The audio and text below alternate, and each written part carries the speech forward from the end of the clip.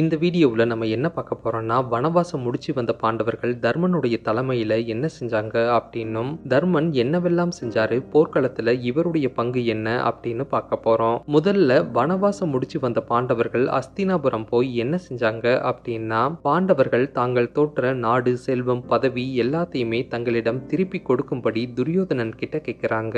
ஆனா அப்போ துரியோதனன் என்ன சொல்றாருன்னா, உங்களுடைய நாடு, செல்வம், பதவி எதையுமே உங்களுக்கு திருப்பி கொடுக்க முடியாது அப்படின்னு சொல்லி கோபத்தோடவே துரியோதனன் பாண்டவர்களை அரண்மனையை விட்டு வெளியே அனுப்பிடுறாரு. இதனால பீமன், அர்ஜுனன் கோவப்படுறாங்க. அதுக்கு மேல திரௌபதி கோவப்படுறாங்க. அந்த கோபத்தோடவே துரியோதனனை எதிர்த்து போர் புரியணும் அப்படின்னு ஆவேசப்படுறாங்க. ஆனா அப்பவும் தர்மன் பொறுமையாவே இருக்காரு. அந்த பொறுமையோடவே பீஷ்மர் கிட்ட சொல்லி துரியோதனன் கிட்ட பேச சொல்றாரு. அடுத்து விதுரர் கிட்ட சொல்லி துரியோதனன் கிட்ட பேச சொல்றாரு. கடைசியா கிருஷ்ணர் கிட்ட சொல்லி துரியோதனன் கிட்ட பேச சொல்றாரு. ஏன்னா தன்னால தன் சகோதரர்களுக்கு பேரிழப்பு ஏற்படும் அப்படிங்கிறதையும், தன்னுடைய எதிர்கால சந்ததிகள் அழிவின் விளிம்பிற்கே போய் வரும் அப்படிங்கிறதையும் உணர்ந்த தர்மன் பொறுமையா அமைதியான முறையிலேயே முயற்சி செய்யறாரு. ஆனா இதை எதையுமே உணராத துரியோதனன் தன் நண்பன் கர்ணன் மேல உள்ள நம்பிக்கையால தன் எதிரில் இருப்பது கடவுள் கிருஷ்ணர் அப்படிங்கிறது தெரிஞ்சும் நான் பாண்டவர்களை எதிர்த்து போர் புரிய தயார் அப்படின்னு துரியோதனன் கிருஷ்ணர் கிட்ட போருக்கு சம்மதம் தெரிவிக்கிறாரு. சம்மதம் தெரிவிச்சுட்டு கிருஷ்ணருடைய அக்ரோனி சேனையை தன்னுடைய படையில் இணைத்து போர் புரியும்படியும் சொல்றாரு. ஆனா தர்மன் என்ன சொல்றாருன்னா, தனக்கு கிருஷ்ணருடைய அக்ரோனி சேனை வேண்டாம் அப்படின்னும், கிருஷ்ணர் அர்ஜுனனுக்கு போர்க்களத்தில் தேரோட்டியாக இருந்தால் போதும் அப்படின்னும் சொல்லிடுறாரு. சொன்னதும் பாண்டவர்களுக்கும் கௌரவர்களுக்கும் போருக்கான நாள் குறிக்கப்பட்டு குருச்சேத்திர போர் உறுதி செய்யப்படுது. அதுக்கு அடுத்து தர்மன் என்ன செய்யறாருன்னா, தன்னுடைய அணியில் இணைந்து போர் புரிய வீரமான போர் வீரர்கள் வேண்டும் அப்படின்னு நாடு முழுக்க அறிவிப்பு விடுறாரு. அப்போ இதை கேட்ட துரியோதனன் தனக்கும் வீரர்கள் வேண்டும் அப்படின்னு அறிவிப்பு விடுறாரு. இதனால இந்த அறிவிப்பு நாடு முழுக்க பரவுது. அப்போ இதை கேட்ட பல நாட்டு பேரரசர்கள், சிற்றரசர்கள், தனிப்பட்ட வீரர்கள் இந்த பிரம்மாண்டமான குருச்சேத்திர போர்ல தங்களுடைய பங்கும் இருக்கணும் அப்படின்னு ஆசைப்படுறாங்க. அந்த ஆசையோடவே போருக்கு ஒரு சில நாட்களுக்கு முன்பே அவங்க போர்க்களத்துக்கு வந்து சேர்றாங்க. வந்து சேர்ந்ததும் பாண்டவர்களும் கௌரவர்களும் அந்த வீரர்களை திறமையின் அடிப்படையிலும் வீரர்கள் விருப்பத்தின் அடிப்படையிலும் தனித்தனியே சரிசமமா பிரிச்சுக்கிறாங்க. பிரிச்சதுக்கு அடுத்த நாள் அதிகாலையில சூரிய உதயத்தின் போது தொடங்க போற போருக்கு எல்லோருமே தயாராகிறாங்க. அப்போ சூரிய உதயத்திற்கு முன்பு எல்லோருமே தங்களுடைய வாள், ஆயுதங்கள், உடைகள், தேர்களை தயார் செஞ்சுக்கிட்டு இருக்கும் போது பாண்டவர்கள் பக்கம் இருந்த தர்மன் தனியாளா கௌரவ படைக்குள்ள நுழையிறாரு. இதனால போருக்கு முன்பே அங்கு ஒரு பரபரப்பு ஏற்படுது. ஆனா இதை எதையுமே பெருசா எடுத்துக்காத தர்மன் நேரடியா கௌரவ படைக்குள்ள நுழைஞ்சு தன் மனதில் எந்த ஒரு கலக்கமும் இல்லாம தனக்கு போர்க்கலைகளை கத்துக் கொடுத்த தன்னுடைய குருக்களான துரோணாச்சாரியார் மற்றும் கிருபாச்சாரியாரை சந்திச்சு போருக்கு முன் தன்னுடைய குருவை வணங்கி அவங்களுக்கு முறையே மரியாதை கொடுத்து தன்னை ஆசீர்வதிக்கும்படி கோரிக்கை வைக்கிறாரு. அப்போ அதை கேட்ட துரோணர் மற்றும் கிருபாச்சாரியார் தர்மனை இந்த போரில் திறமையாக செயல்படும்படி ஆசீர்வதிக்கிறாங்க.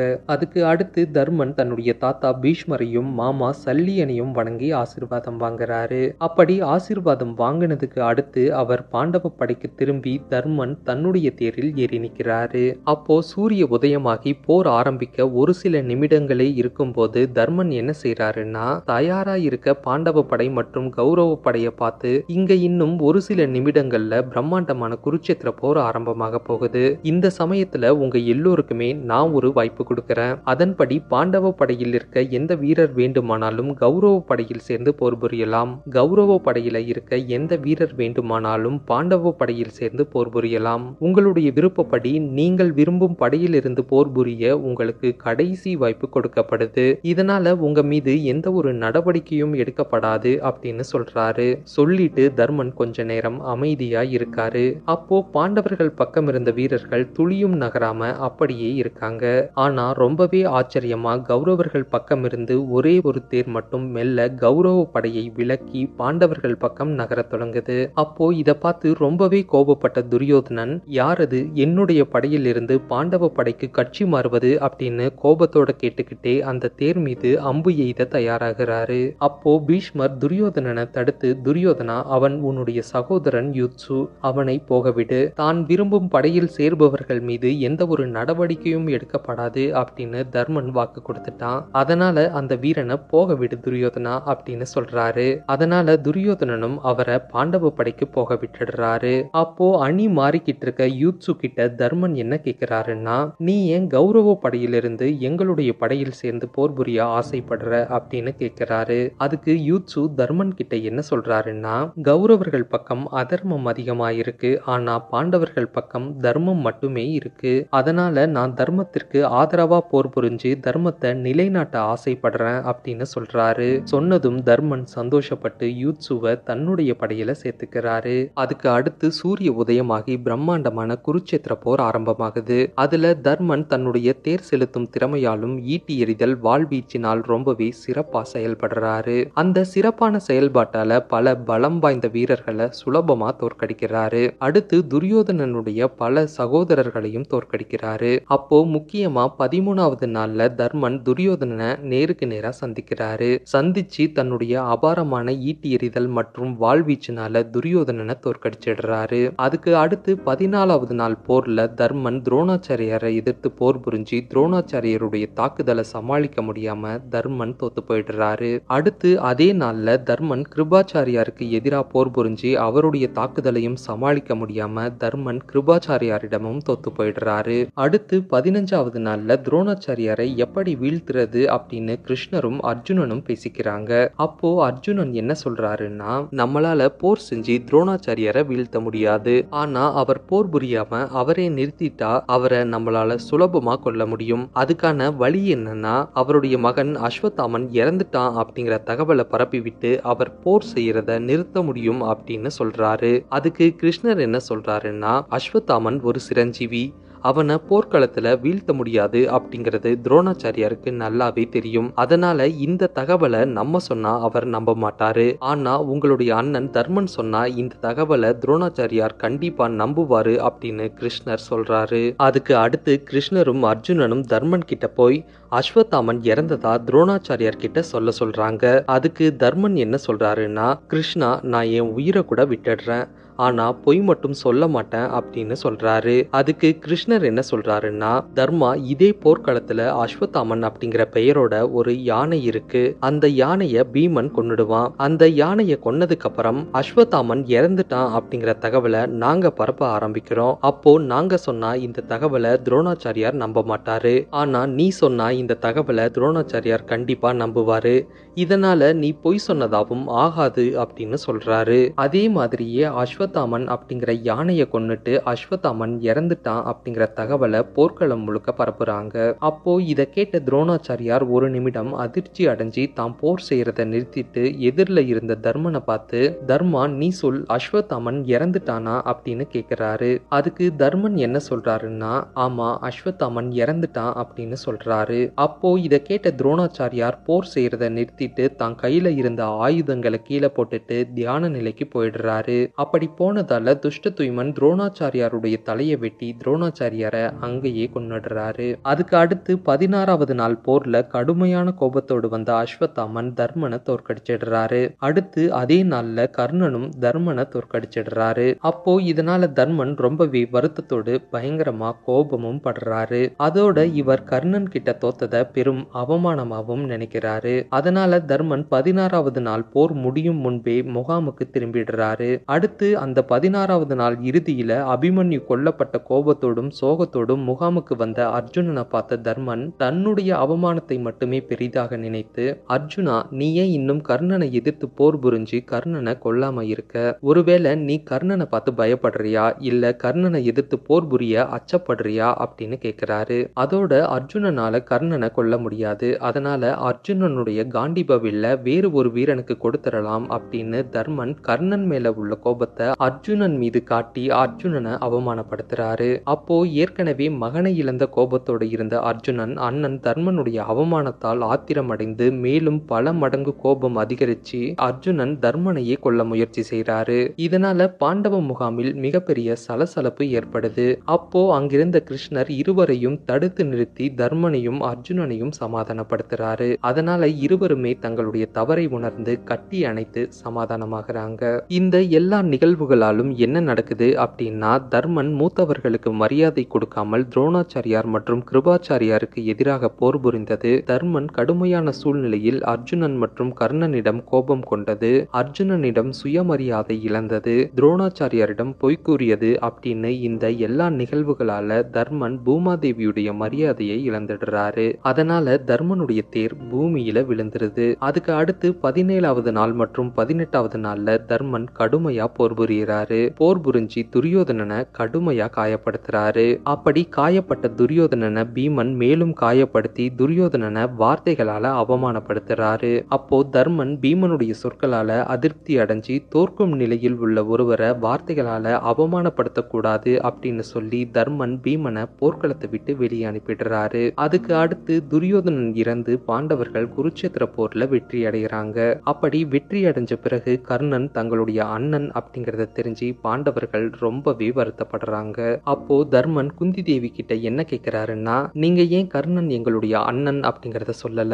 ஒருவேளை சொல்லி இருந்தா நாங்க இந்த போரையே நிறுத்தி இருப்போமே அப்படின்னு சொல்றாரு. அதுக்கு குந்தி தேவி என்ன சொல்றாங்கன்னா, நான் என்னுடைய இளம் வயதிலேயே கர்ணனுக்கு தாயானதால கர்ணனை என்னால வளர்க்க முடியாது அப்படின்னு பயந்து கர்ணனை நான் நதியில விட்டுட்டேன். அடுத்து போருக்கு முன்னாடி கர்ணன் என்னுடைய மூத்த மகன் அப்படிங்கறத தெரிஞ்சு நான் கர்ணனை போய் சந்திச்சு பேசி கர்ணனை உங்களோட சேர சொன்னேன். ஆனா கர்ணன் அதை மறுத்துட்டான் அப்படின்னு சொல்றாங்க.